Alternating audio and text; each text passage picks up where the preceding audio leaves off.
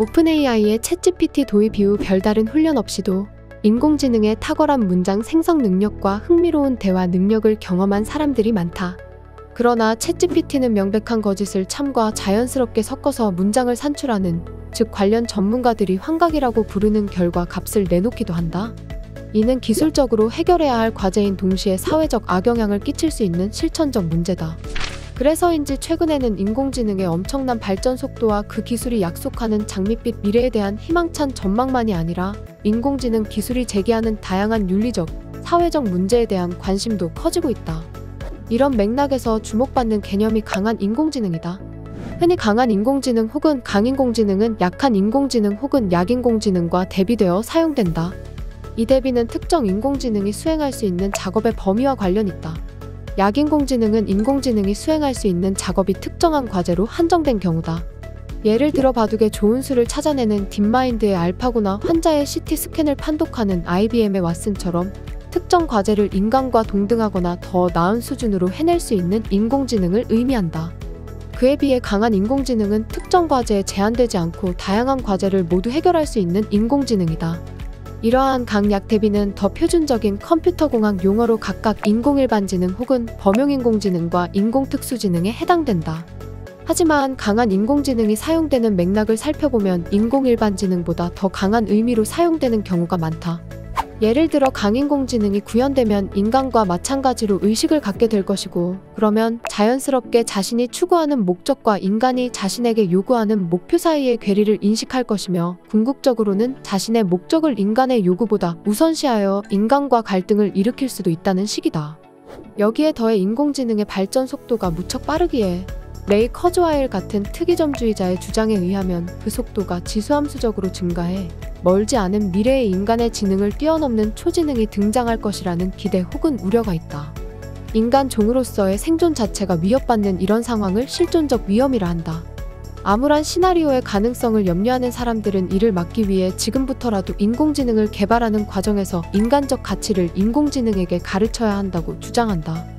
챗GPT를 뛰어넘는 초거대 생성형 인공지능 개발을 잠시 중단하고 실존적 위험을 예방할 수 있는 안전장치를 고민하자는 일론 머스크 등의 제안에는 이런 생각이 자리 잡고 있다. 강한 인공지능과 일반지능. 강한 인공지능은 특정 과제에 제한받지 않고 모든 종류의 문제를 풀 수 있는 일반 지능을 갖춘 인공지능이다. 이때 이 모든이 무엇을 의미하는지 정확하게 이해하는 것이 중요하다. 간단하게 말해 인공지능이 이런 의미의 강한 인공지능이 되더라도 SF 영화에서 등장하는 인간과 구별되지 않는 휴머노이드 로봇을 길거리에서 만날 수 있다는 의미가 아니기 때문이다. 여기에서 모든 종류의 문제라는 말은 컴퓨터공학의 전문적 의미에서 그렇다는 말이다.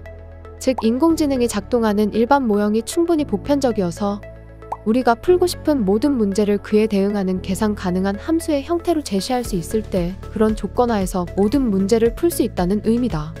다시 말해 계산 가능한 모형이기만 하면 그 모형이 풀고자 하는 문제의 성격과 무관하게 모두 답을 제시할 수 있는 인공지능을 의미한다. 특히 실제 세계에서 해결해야 할 어떤 문제가 있을 때, 예를 들어 탄소 중립 시대에 가장 효율적인 에너지 수급 정책을 세워야 한다는 문제가 있을 때 이 문제를 인공지능이 계산 가능한 모형으로 만드는 작업 자체가 계산 가능하지 않을 가능성이 높다.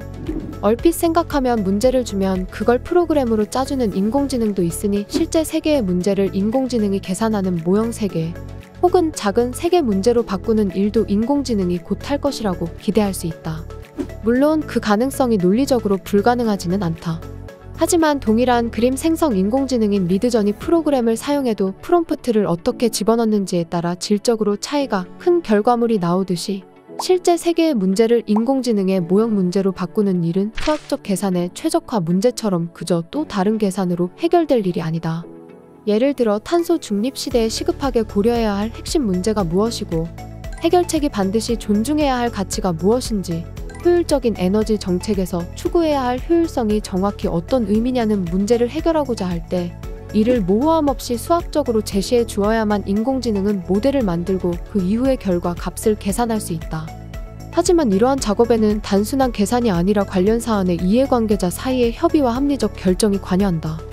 그렇기에 인공일반지능의 의미에서 강한 인공지능이 등장하면 모든 문제를 알아서 척척 해결해 주리라 기대하는 것은 인공지능에 대한 지나치게 과장된 기대인 동시에 기술적으로도 부정확한 주장이다. 초지능의 도래?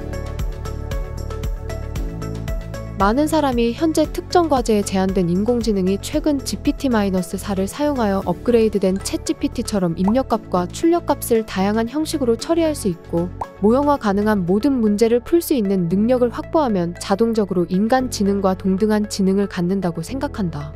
인공일반지능을 성취하는 것도 매우 인상적인 기술적 업적이지만 설사 우리가 인공일반지능을 만들 수 있더라도 그것이 인간지능과 동등하고 또 이를 뛰어넘을 것인지는 지켜봐야 할 열린 문제다.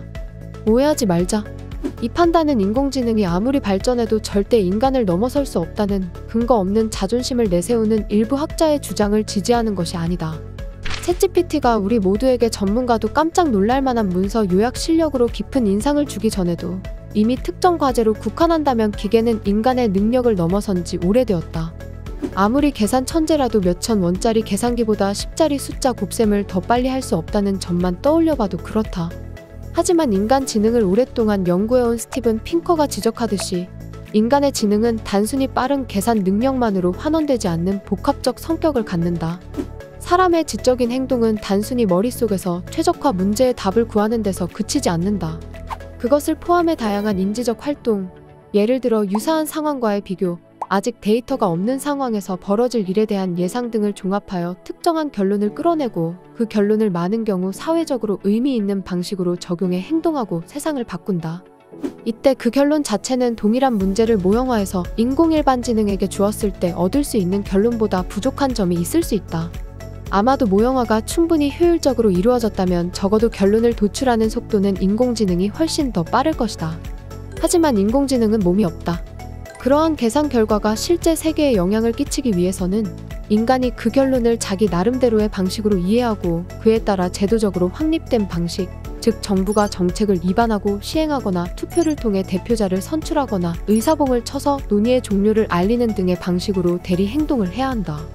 그러므로 인간과 동등한 수준의 지능이라는 표현이 정말로 우리가 인공지능의 권리나 법적 인격권 등을 논의할 수준의 지능을 획득했다는 의미가 되기 위해서는 인공지능이 단순히 계산적 수준에서 인간이 풀 수 있는 문제를 모형화하여 해결할 수 있는 것보다 훨씬 더 복잡한 일을 수행할 수 있어야 한다. 간단히 말해서 인공지능이 우리 사회의 일원으로서 사회적, 제도적 역할을 인간과 동등한 수준으로 수행할 수 있어야 한다. 이런 일을 미래의 인공지능이 결코 할 수 없을 것이라 미리 단정하는 것은 분명히 인간의 지적 오만이다. 하지만 인공지능의 계산 속도가 충분히 빨라지고 초거대 인공지능의 매개 변수 값을 충분히 키우기만 하면 자동적으로 이런 상황이 벌어질 것이라고 보는 것은 핑커의 표현에 따르면 빈약한 지능 개념에 입각한 잘못된 기대다. 이처럼 강한 인공지능은 아직까지 우리에게 생생한 현실은 아니다. 그러므로 어쩌면 우리에게는 인공지능이 더 이상 강해지기 전에 인공지능에게 인간적 가치를 존중하도록 가르칠 시간이 충분하다고 볼 수도 있다.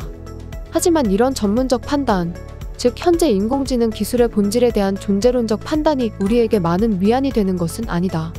왜냐하면 전문가가 어떻게 판단하는지와 관계없이 일반 사용자는 챗GPT가 사람과 동등한, 어떤 경우에는 평균적인 사람보다 훨씬 똑똑한 대화 능력을 갖추고 있다고 생생하게 경험하고 있기 때문이다.